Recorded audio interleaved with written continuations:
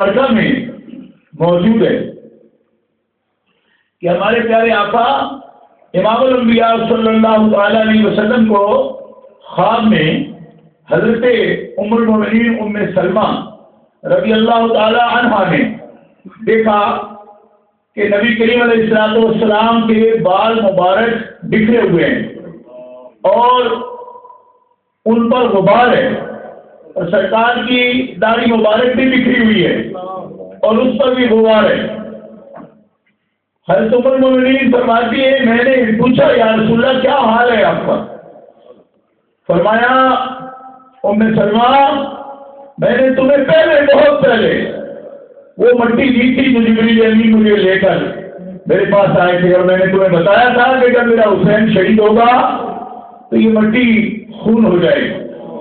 سرخ ہو جائے گی۔ آج ابھی یعنی یہ حدیث مشکات شریف میں بھی اور امام ابو عیسیٰ ترمذی نے بھی اسے نقل کیا ہے، فرماتے ہیں آج ابھی میں تمہارے پاس کربلا معلیٰ سے آ رہا ہوں، میرا حسین شہید ہو گیا اور میں کربلا معلیٰ میں سرزمین کربلا سے ان کے پاس سے ابھی تمہارے پاس آ رہا ہوں۔ علامہ طیبی اس پر نقل کرتے ہیں پھر ایک شیشی خواب میں بھی نبی کریم علیہ السلام نے خون کی دکھائی اور حضرت ام سلمہ سے فرمایا کہ میں زمین کربلا سے حسین کا خون اکٹھا کر رہا ہوں، تو جو تم مجھے پراگندہ حالت میں دیکھ رہی ہو کہ بال بکھرے ہوئے ہیں اس کی وجہ یہ ہے۔ حضرت ام سلمہ رضی اللہ تعالیٰ عنہ کے پاس عورتیں آئیں، اسی وقت آپ جب بیدار ہوئی تو خون وہ شیشی بھی آپ نے دیکھی جو سرکار نے مٹی کی عطا فرمائی تھی، فرماتی ہیں بالکل حضور کے فرمانے کے مطابق مجھے اس پر بھی آپ نے خبردار کیا کہ آج وہ دن ہے، مجھے بھی کسی نے نہیں بتایا کہ حضرت امام علی مقام شہید ہو گیا، مجھے خواب میں رسول اللہ نے بتایا، میں نے وہ مٹی جب جا کر دیکھی تو حضور پہنچ چکی جو رسول اللہ صلی اللہ علیہ وسلم نے مجھے عطا فرمائی۔ تو گرامی کا اللہ جب میں نے اس بات پر غور کیا تو میں اس نتیجے پر پہنچا ہوں کہ امت کا روحانی تعلق نبی کریم علیہ السلام کے ساتھ اتنا مضبوط ہے، آپ درود شریف پڑھنے والے، نبی کریم علیہ السلام کی سنتیں اپنانے والے، حضور علیہ السلام سے محبت کرنے والے، بلکہ سچی بات یہ ہے کہ اہل سنت کے لیے میں یہ سمجھتا ہوں کہ اکثریت اہل سنت میں ایسے لوگوں کی ہے جو اپنا دل نبی کریم علیہ السلام کے حوالے کرتی ہیں، حضور ان کے دلوں کے مالک ہیں۔ تو جن کے دلوں کے مالک حضور ہوں، حضور پریشان ہوں تو امتی کیوں نہ پریشان ہو؟ یعنی جو کسی کو محبوب بنا لیتا ہے اس کا اپنے دل پر قبضہ نہیں رہتا، اور اس کے دل پر اثرات محبوب کے دل کے ہوتے ہیں۔ محبوب خوش ہو تو وہ خوش ہو جاتا ہے، محبوب غمگین ہو تو وہ غمگین ہو جاتا ہے۔ تو جس وقت نبی کریم علیہ السلام پریشان ہیں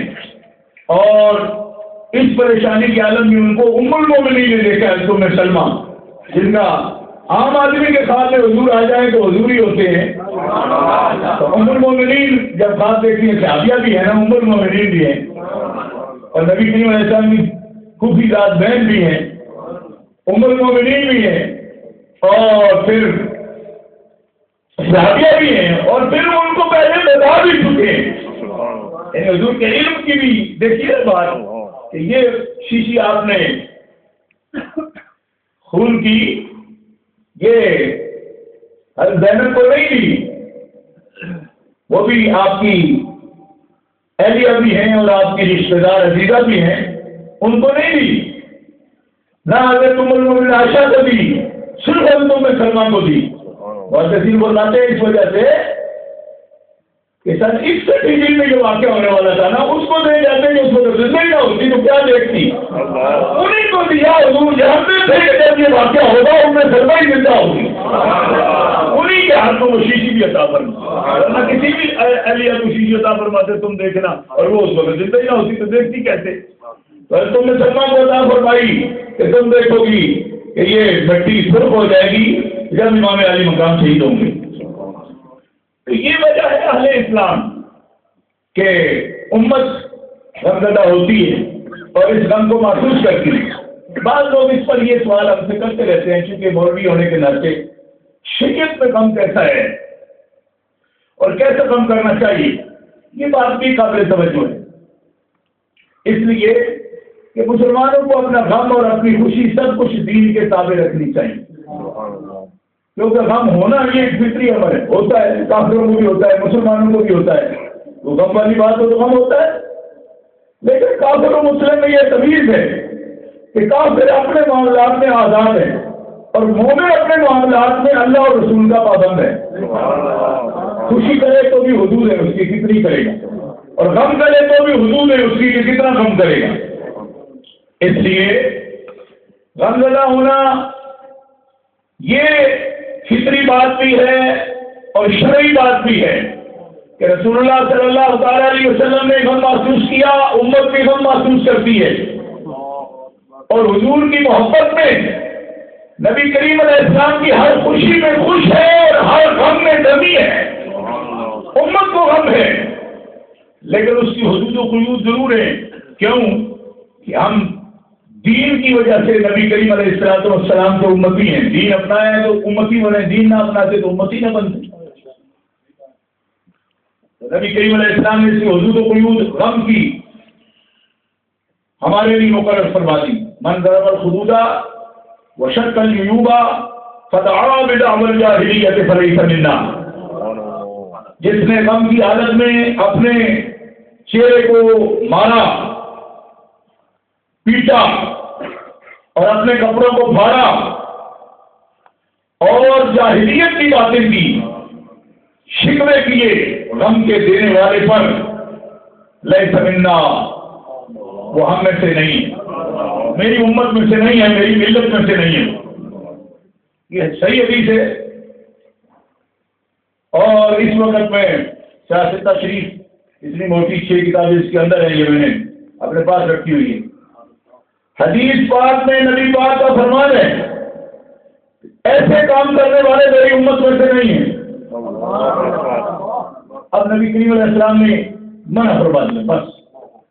ٹھیک ہے، اس میں یہ کہیں نہیں فرمایا کہ رونے والے بھی میری امت میں سے نہیں ہیں، غم کرنے والے بھی میری امت میں سے نہیں، یہ نہیں فرمایا۔ آپ کو اس کا مطلب یہ نکالے کہ اس کا غم بھی کوئی نہیں کرنا، اس میں یہ نہیں فرمایا کہ جو غم کرے وہ میرا امتی نہیں، یہ نہیں فرمایا، لیکن یہ فرمایا چہرہ نہ پیٹے، کپڑے نہ پھاڑے، وغیرہ نہ کرے، حالت کی باتیں نہ کرے۔ اور اسی بخاری شریف میں حدیث ہے جب حضور کے اپنے بیٹے حضرت ابراہیم کا وصال ہو گیا تو حضور پاک علیہ السلام اتنا روئے، داڑھی مبارک آنسو سے تر ہو گئی، اور جس جگہ بیٹھے تھے مٹی پر بھی آپ کے آنسو مبارک پڑے تھے، مٹی بھی تر ہوئی کچھ۔ حضرت طلحہ رضی اللہ تعالیٰ عنہ یا رسول اللہ آپ رو رہے ہیں؟ فرمایا ہاں۔ عرض کیا ہم کو یہ سمجھے تھے شاید کسی مرنے والے کے لیے یا فوت ہو جانے والے عزیز کے لیے رونا بھی بنا ہے؟ فرمایا یہ تم نے کس میرے حکم سے سمجھا؟ رونا تو رحم کی نشانی ہے، لا یرحم ولا یرحم،